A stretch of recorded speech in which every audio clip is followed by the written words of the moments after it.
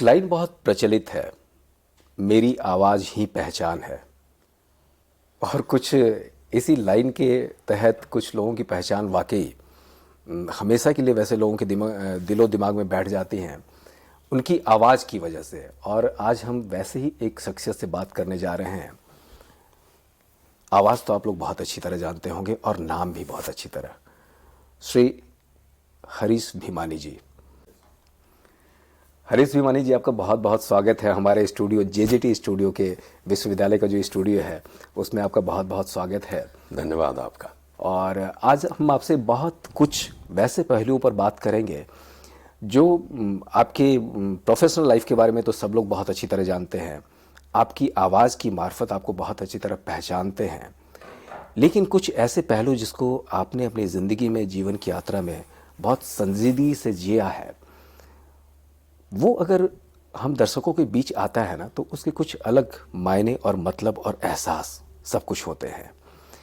तो कुछ वैसे ही पहलुओं को आज हम छूने की कोशिश करेंगे, जानने की आपसे कोशिश करेंगे, ये जानते हुए कि आपका बचपन भी बेशक मुंबई में बीता, लेकिन आप राजस्थान से बिलोंग करते हैं, है ना जी। प्रोफेशन भी आपका बहुत टर्न होता रहा, मतलब आप पढ़े, इंजीनियरिंग की पढ़ाई किए, फिर एमबीए की आपने पढ़ाई की और आप चले आए फिर फिल्मी जगत में अपनी एक ऐसी पहचान बनाने जो वो अमिट हो गई। तो इस रास्ते में ये टर्न आपका कैसे हुआ? यानी मुख्तसरन संक्षेप में अगर पूछें तो ये कि वो क्या मोड़ थे जो मुझे संगे मील तक लाए।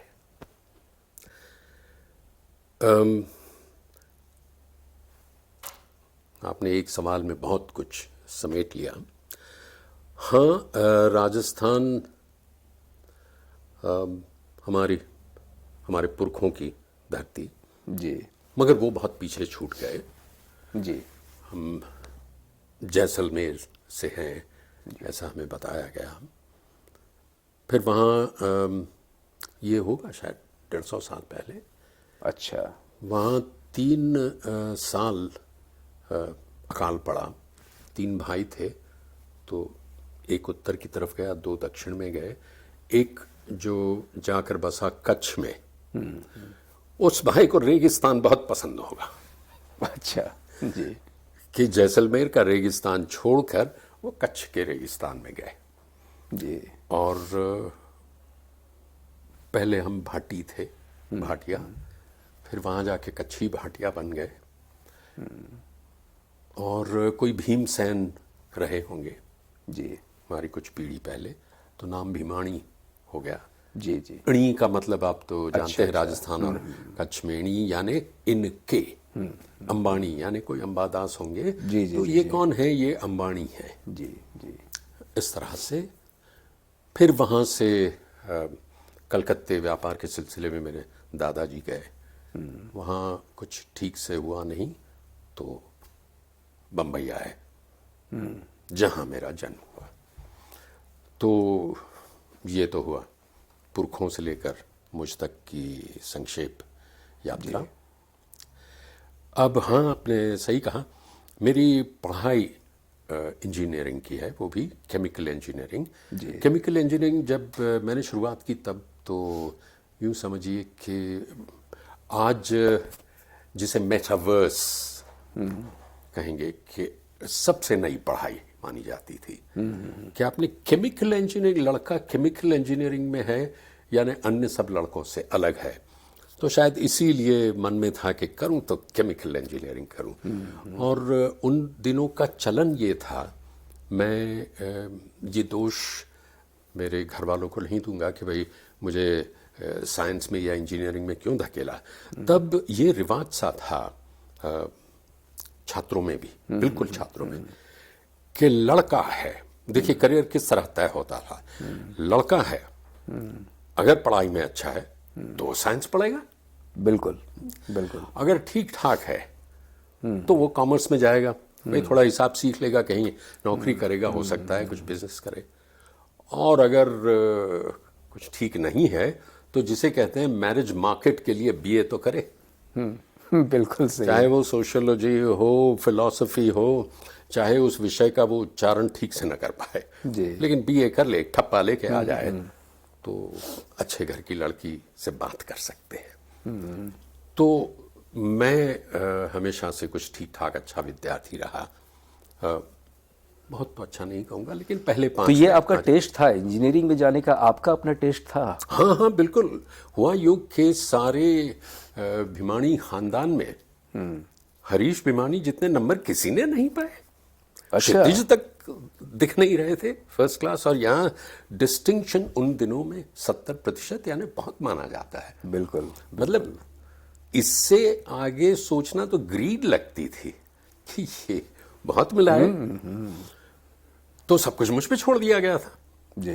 तो मैंने कहा साइंस, और the best college Elphinstone college Mumbai का, जहां 70% तो कट ऑफ था। आप सोचिए उन दिनों में 70%। मेरे पीछे एक था जो 69.5 था, जो बाद में मेरा बहुत अच्छा दोस्त बन गया, और मेरी एक तरह से मेरे कहने पे दे दो ना, 3 मार्क 6 नंबर से क्या फर्क पड़ता है, दे दो ना।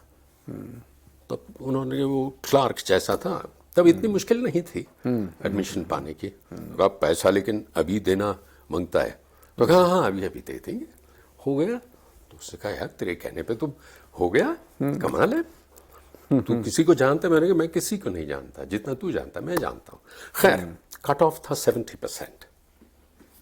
तो अब तब ऐसा था 11+2, first is science inter science, उसके बाद आप जो लाइन लेना है लीजिए। अब साइंस में जाके लड़का क्या सोचता है, करियर कैसे तय करता है? देखिए आज की तरह नहीं है कि इतने सेमिनार्स हैं, इतने लोग आपको सिखाने वाले हैं, इतना एक्सपोजर है। तब ये तय करते थे कि साइंस में तो आ गए, अब आपको क्या कटे हुए मेढक देखने अच्छे लगते हैं, क्या तिलचट्टे को, कॉकरोच को उल्टा देखना है, उसके ऊपर कुछ प्रक्रिया करनी है, शल्य क्रिया नहीं ना, तो इंजीनियरिंग में जाओ, और हाँ तो डॉक्टर बनो। ये बहुत आसान सी चीज थी, और इन दोनों में खास कुछ नहीं है, तो ठीक है बीएससी कर लो, साइंस तो है। तो हम इंजीनियरिंग की तरफ गए, इंजीनियरिंग में एडमिशन मिला। फिर लेटर आया कि नहीं आपको केमिकल इंजीनियरिंग में मिला। तो सब छोड़ छाड़ के मैं मुंबई से पुणे गया था, पुणे से नागपुर चला गया। नागपुर में है काफ़ी मशहूर इंस्टीट्यूट है, LIT, Lakshmi Narayan institute of technology. जिस तरह ये है ना JJTU, जी, उसी तरह एक बड़े श्रेष्ठी की बनाई हुई है। वो श्रेष्ठी बहुत बड़े केमिकल इंजीनियर थे। हमसे भी 20-25 साल पहले के, ब्रिटिश के ज़माने के इंजीनियर थे, केमिकल इंजीनियर। मतलब हमारे देश के कुछ पहले केमिकल इंजीनियर्स में से एक। तो वो इतना फिर कमाए भी बहुत, मैन्युफैक्चरिंग शुरू की, तो उन्होंने सारा पैसा इसमें लगाया और इंस्टीट्यूट बना दी, जो कि नागपुर यूनिवर्सिटी के अंडर थी। यहाँ एक विशेष बात ज़रूर याद आती है जी, कि इसी नागपुर शहर में, इसी LIT के पास के इंजीनियरिंग, मैकेनिकल इंजीनियरिंग इंस्टीट्यूट में एक बड़ा मेहनती लड़का पढ़ता था।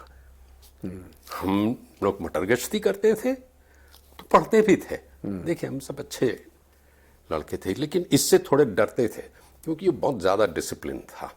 अच्छा, और वो धीमे से कुछ एक वाक्य ऐसा कह देता, ओ भी करना पड़ेगा। अच्छा, वो भी राजस्थान के ही थे? हाँ जी। तो उसने जब ये वाक्य कह दिया तो हम सब समझ जाते थे कि इसने कुछ ऐसा तय कर लिया है कि अब वो पाके रहेगा। उसका नाम है विनोद टिबड़ेवाला। अच्छा, क्या बात है। तो सच में बड़ा संजीदा, आपने बड़ा अच्छा शब्द इस्तेमाल किया, बड़ा अपने काम में बड़ा गंभीर जी, मटर गश्ती में भी गंभीर, लेकिन काम पहले, संस्कार पहले, मुझे बड़ा अच्छा लगता था। हम पास के ही कॉलेज में थे, कभी कभार मिलते थे। फिर इत्तेफाक से अग्रवाल क्लासेस हुआ करते थे, उसमें वो उससे पहले थे। खैर फिर बीच बीच में मिलते रहे। तो हुआ यूं कि केमिकल इंजीनियरिंग की पढ़ाई, अब आप जानते हैं हमारे देश में शायद आज भी ऐसा ही है, हमारे देश की पढ़ाई में क्रेडिट्स अर्न नहीं होती। आप क्रेडिट्स नहीं खरीद रहे, नहीं आप पा रहे पढ़ के, आप एक कोर्स में ही आगे बढ़ रहे हैं। बिल्कुल। अगर आपको 4 साल का कोर्स है, सेकेंड ईयर में जाकर मुझे लगा कि भाई मैं स्टूडेंट बुरा तो नहीं हूं, और मुझे केमिकल इंजीनियरिंग सच अच्छी लगती थी। उसमें सब कुछ था, मतलब जितना भी साइंस इंजीनियरिंग टेक्नोलॉजी में हो सकता है सब कुछ था उसमें। Mechanical, electrical, civil, physics, nuclear physics, क्या क्या नहीं था, प्लानिंग, स्टोक्योमेट्री। लेकिन मुझे लगा कि पता नहीं मुझे कुछ और करना है। अच्छा। मैं 2-1 बार पकड़ा गया था कि भाई क्लास मैंने कभी बंक नहीं की, कि कहीं किसी सेमिनार जैसा था, कॉलेज का फंक्शन था, वो छोड़ के मैं ऑल इंडिया रेडियो चला गया। वहाँ मैंने ऑडिशन दी, पास हो गया। फिर वहाँ कुछ नाटक कर रहे थे, वो करने लगा।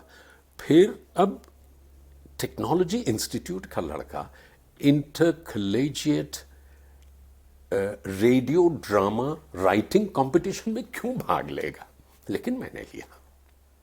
अच्छा, आप उसी पीरियड में, मतलब वो इंटरेस्ट आपका कहीं आ रहा था बहुत ना? रुझान उस तरफ था, लेकिन उस रुझान का नाम नहीं था। आप समझ रहे हैं? अगर नाम नहीं था, उसका फ्यूचर भी आपको बहुत समझ में नहीं आ रहा होगा कि बिल्कुल अगर हम समझ में इसमें- नहीं आ रहा था। हाँ। एकदम सही कहा, बिल्कुल समझ में नहीं आ रहा था, लेकिन अंदर कुछ सुगबुगाहट हो रही थी कि करना ही है। लेकिन ये क्या है, मैं अपने आप से पूछूं और जवाब न दे पाऊं। देखिए, अगर मैं गाता तो मैं उस पर और मेहनत करता, सुबह रियाज करता, शाम रियाज करता, कुछ करता। लोग मुझे कहते, सुनते, उनसे मैं सीखता। क्यों?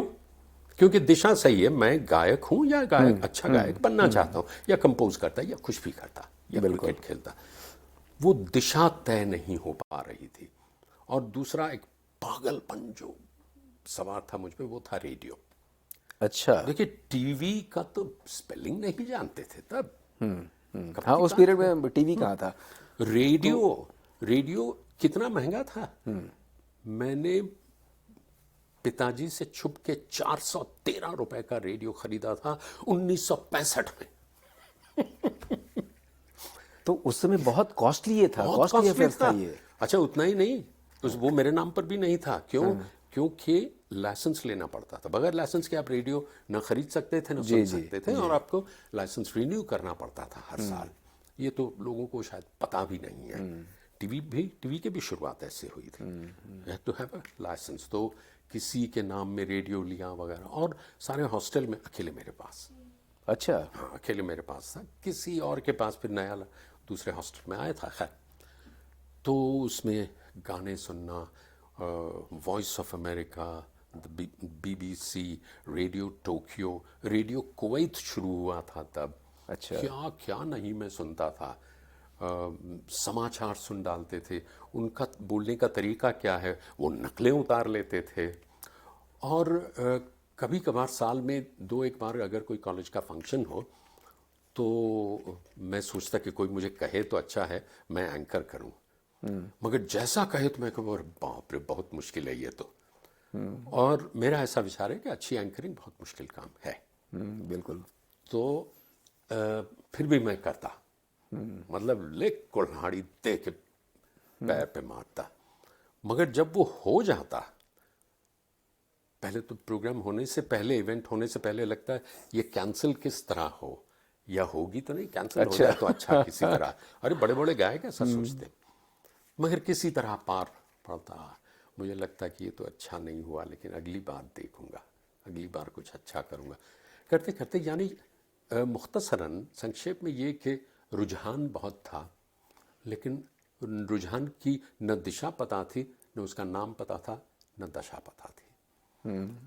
तो उठते गिरते केमिकल इंजीनियरिंग तो पास किया। नहीं, उसके बाद फिर आप MBA करने का क्यों सोचे, जब हाँ, कहीं दिमाग में आने लगा बड़ी था? इंटरेस्टिंग। क्योंकि मैंने बीच में उस समय MBA बहुत रेयर होता था, उस पीरियड में बहुत कम लोग करते थे। बहुत कम था और बहुत मुश्किल था। आपको बताऊंगा कितना मुश्किल। मैंने कुछ टेक्नोलॉजी का, केमिकल टेक्नोलॉजी का बीच में एक्सपीरियंस लिया था। तो मेरी बहुत इच्छा थी कि मैं केमिकल प्रोसेसिंग, देखिए केमिकल इंजीनियरिंग में दो चीज़ें होती है, प्रोसेसिंग और ऑपरेशंस। प्रोसेसिंग यानी एक्चुअल रिएक्शंस, कि जिसमें एक से दूसरी चीज़ बनती है। तो मतलब नमक कैसे बनता है, सोडियम क्लोरीन, उस तरह से, ये मैं कह रहा हूँ, वो है प्रोसेसिंग। उसमें मुझे बड़ा इंटरेस्ट था, क्योंकि उसमें जादू की तरह कुछ बन रहा था। तो और मैंने उसका अनुभव लिया था। तो पास करते ही मैंने सोचा नौकरी देखेंगे, क्यों ना हम मैन्युफैक्चरिंग में जाएं। देखिए खून तो राजस्थान और कच्छ का था। बिल्कुल बिल्कुल। तो एंटरप्रेन्योरशिप तो कुछ होगी। तो मैंने किसी एक फैक्ट्री के सहारे दो केमिकल्स बनाए, पायलट प्लांट स्केल पे एक्चुअली। अच्छा। तो क्योंकि पहले होता है lab scale, laboratory scale, pilot plant and then commercial. तो बनाए, मुझे नाम भी याद है, चक्कर खा जाएंगे, 2,4-डाइक्लोरोफिनॉक्सी एसिटिक एसिड और पेंटाक्लोरोफिनॉल, ये बनाए। और केमिकल की जो ट्रेडर्स थे उस मार्केट में पूछवाया कि ये ठीक ठाक है। तो उन्होंने तीसरे चौथे दिन जवाब दे दिया कि आप कब मैन्युफैक्चर करते, कितना सप्लाई कर सकते हैं। तो मैंने कहा सप्लाई क्या बात आई, अभी तो जमीन नहीं देखी। तो मैंने कहा हाँ, लेकिन इस दिशा में मतलब काम हो सकता है बिल्कुल। उतने में मेरे बड़े भैया, हम तीन भाई, मैं सबसे छोटा, मझले भैया, जो खुद तो, जिन्होंने जिसे कहते हैं एकेडमिक्स में कोई झंडे नहीं गाड़े, लेकिन उनको इन चीज़ों की नॉलेज बहुत रहती थी। अच्छा। और शायद ये मेरे प्रति स्नेह था कि ये लड़का तो कर रहा है कुछ, तो इसको तो आगे बढ़ना चाहिए। तो उसने कहा पता है, Bajaj institute of management studies अभी अभी शुरू हुआ है, 5-6 साल हुए हैं, कर तू उसमें। मैंने कहा एक IIM है, मुझे पता है, अहमदाबाद में, कलकत्ते में, वो भी 4-5 साल पहले, 6 साल पहले शुरू हुआ है। अब कहाँ, क्या बात कर रहे हो, चल तो सही। मैंने कहा ये मैंने तू चल तो सही, देखने में क्या है। तो मुझे लेके गए 25 किलोमीटर दूर, मतलब शहर के मध्य में। मुझे उस इंस्टीट्यूट में से किस चीज़ ने प्रभावित किया कि वहाँ सिर्फ एक कोर्स पढ़ाया जाता है, केवल एक, मास्टर ऑफ मैनेजमेंट स्टडीज़, या आप MBA कह लीजिए, 2 साल full time post graduate degree. लेकिन उसके लिए 5 मंजिला बिल्डिंग, उसमें हर चीज़ अलग अलग है, स्टेट ऑफ द आर्ट। अच्छा। तो मैंने कहा कमाल है, ये ऑडिटोरियम, ऐसे ऑडिटोरियम तो फिल्म इंडस्ट्री में कम है। इसके ये सिस्टम ऐसा है, यहाँ सेमिनार्स होते हैं, यह लाइब्रेरी देखा तो मैं चक्कर खा गया। मैंने कहा है तो अच्छा। बड़े भैया से मैंने कहा कि क्या करना चाहिए, क्या होता है यहाँ। तो उन दिनों तो बहुत ज़्यादा होता था कि भाई कुछ किसी की पहचान हो कुछ। तो क्योंकि मुझे ऐसा कभी नहीं लगता था कि मैं बहुत अच्छा विद्यार्थी हूँ, बहुत अच्छा, ठीक है। और अभी इतना ज़्यादा नहीं रहा था, फर्स्ट क्लास आ जाए तो बहुत, मगर वो भी बुरा नहीं है केमिकल इंजीनियरिंग में। तो मैंने कहा फॉर्म तो ले लो, कहाँ पैसों पढ़ रहे हो, ले लो। फॉर्म ले लिया, फॉर्म भर दिया। उन्होंने कहा क्या करना है, कहा आप अपना फॉर्म भर के दे दीजिए, कोई 5.5-6 रुपये देना है। अच्छा। और, हाँ, और मैंने कहा लेकिन अभी हमारा रिजल्ट नहीं आया। कहा रिजल्ट सही नहीं आएगा तो आपका फॉर्म रिजेक्ट होगा, कौन सी बड़ी बात है। मैंने कहा बिल्कुल सही। मैंने कहा कैसे लोग हैं ये, अभी तक तो इतनी ब्यूरोक्रेसी हम देखते रहते थे, ये कैसे लोग हैं, मदद कर रहे हैं, कमाल है। मेरा नया अनुभव था। तो मैंने कहा ये मैनेजमेंट के लोग अच्छे लगते हैं। तो फिर मैंने वो कर दिया। उन्होंने कहा देखिए सिर्फ एक IQ टेस्ट होगा, इंटेलिजेंस कोशेंट, और उसके बाद ग्रुप डिस्कशन होगा। तो मैंने कहा ग्रुप डिस्कशन, तो बातें करने में तो बहुत मजा आता है मुझे। और एक पारलौकिक सा अनुभव आपको कहूँगा इसके बारे में। तो मैंने कहा अच्छा चलो ठीक है। तो IQ टेस्ट हुआ और उस पर ठीक ठाक था मैं, मतलब मैं आइंस्टाइन नहीं था, लेकिन अच्छा था। मतलब जिसे मैं कहता हूँ कि I did not suffer from high IQ, मगर ठीक ठाक अच्छा था। तो कहा ये तो हो गया, अब आपका ग्रुप डिस्कशन है। ग्रुप डिस्कशन में ऐसा होता था 6 लड़के लड़कियां, उनको 3 टॉपिक्स दिए जाते थे ऐसे कागज में बंद करके, आप तय कीजिए कौन से टॉपिक पे डिस्कस करना है और 20 मिनट डिस्कस करके निष्कर्ष हमें बताइए। 3 लोग यहाँ ऑब्जर्वर्स बैठते थे। तो but who is the chairman? There is no chairman. देखा, टीम वर्क सिखा रहे हैं। दूसरा कम्युनिकेशन, तीसरा एनालिसिस, तो सब साथ में लीडरशिप। तो तब तो ये सब पता नहीं था, वो तो बाद में पता चला। तो उसके लिए तो आपको अलग इंटरव्यू करना पड़ेगा कि क्या क्या हुआ था। मगर संक्षेप में कहूँ तो 13,000 फर्स्ट क्लास ग्रेजुएट एप्लीकेंट्स में से 30 चुने गए। 13,000 में से 13,000 फर्स्ट क्लास ग्रेजुएट्स में से 30 चुने गए। और एक को तो आप जानते हैं जो दूसरे नंबर पर आया। नमस्कार। अच्छा। बहुत खूब, बहुत खूब। अब उसमें क्या था कि आज के टॉपिक्स थे। समझिए आज वो होता तो आज क्या क्या टॉपिक्स होते कि क्या इलेक्शन 5 साल में सिर्फ 3 महीनों में होने चाहिए या 5 साल चलते रहने चाहिए, ये एक टॉपिक होता, ज्वलंत विषय है जी।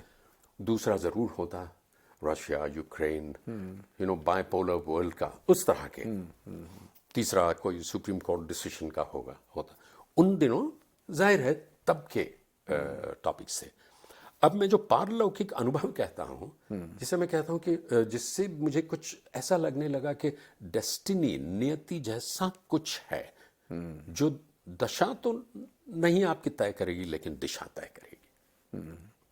क्यों है ये तो एक PhD का विषय है, PhD भी नहीं, उससे बहुत आगे। हुआ यूं था कि मैंने फाइनल ईयर किया और बस हमेशा के लिए ये नागपुर, ये इंस्टीट्यूट जहां where you spend the best years of your youth, वो छोड़ के जाना है हमेशा के लिए। तो सारे लड़के थे, आज परीक्षा खत्म हुई, कल सुबह निकल गए, दोपहर निकल गए, शाम निकल गए। एक दिन से ज्यादा कोई नहीं था। मैं 10 दिन रहा हॉस्टल में अकेला। क्या करता रहा? मैं सोच रहा था कि आगे क्या करना है। अब तो जिंदगी में कुछ डिसीजन लेना है, तो इसके संसाधन क्या हैं सोचने के। तो और तो कुछ था नहीं। मैं 3 न्यूज़पेपर मैंने मंगाए। अच्छा। मैंने उससे कहा कि भाई मुझे ज़्यादा दिन तो नहीं चाहिए, 10-12 दिन चाहिए। Indian express, times of India, the statesman. The statesman शायद इसलिए कि मेरे बड़े भैया उसमें कलकत्ते का स्टेट्समैन उसमें काम करते थे, लिखते थे। अच्छा। और मैं उन्हें पिता तुल्य मानता था। तो मैं कुछ नहीं करता था सुबह से शाम, आपको क्या बताऊं, सिर्फ एडिटोरियल्स पढ़ता था। और मेरी आदत है कि पढ़ते पढ़ते मेरे पास कुछ न कुछ एक नोट्स रहती हैं, तो मैं उसमें नोट करता हूँ, रेखांकित करता हूँ। क्योंकि मुझे केवल पढ़ना अच्छा नहीं लगता। अगर मैंने पढ़ के कुछ उसका प्रतिसाद नहीं दिया अपने आप को, कोई रिएक्शन नहीं है, प्रतिभाव नहीं है, तो क्या पढ़ा? तो वो मैं 10 दिन क्यों करता रहा मुझे पता नहीं। मतलब ये राइटअप तो आपको उस समय से भी पसंद था? कोई भी चीज इस तरह की लिखना, पढ़ना, ये सारी चीजें, मतलब अपने सब्जेक्ट से तो अलग हटकर? लिखना कोशिश तो कर रहा था। हाँ। लेकिन मुझे पता था कि मैं इतना अच्छा लिख नहीं पाता, क्योंकि सारा समय तो ये केमिस्ट्री और केमिकल इंजीनियरिंग और टेक्नोलॉजी में चला जाता था। यानी कुछ तो आपके सोच में ये आई होगी ना कि आप 10 दिन अगर न्यूज़पेपर मंगाकर पढ़ रहे हैं तो उसके पीछे क्या, किस लिहाज से? न्यूज़पेपर मंगाकर मैं सिर्फ एडिटोरियल्स पढ़ता था। कारण कुछ तो होगा, दिमाग में आ रही होगी बात। नहीं, अच्छा। मैं जानना चाहता था कि जिस विश्व में अब मैं प्रवेश कर रहा हूं वो कैसा है, क्या है इसमें। देखिए, एज ए स्टूडेंट हम आज सोशल मीडिया में कुछ भी बोलते रहते हैं और वो बहुत गलत है। मेरा ऐसा ख्याल है कि सोशल मीडिया चालू तो रखना चाहिए, लेकिन हर एक पोस्टिंग का 5 रुपया रखना चाहिए। और वो 5 रुपये किसी चाहे बुरे काम में, किसी काम में हो, लेकिन वो कर दीजिए तो लोग सोचेंगे पहले लिखने से पहले कि क्या ये जो मैं कर रहा हूँ 5 रुपए के सामने तुलता है। बहरहाल, अब डिसाइडिंग फैक्टर क्या था मेरे भविष्य के लिए, तो वो ग्रुप डिस्कशन। अच्छा, मुझे कुछ ऐसा पता नहीं था कि मैंने ये पढ़ा है वो है। वहाँ 3 टॉपिक्स 6 लड़के का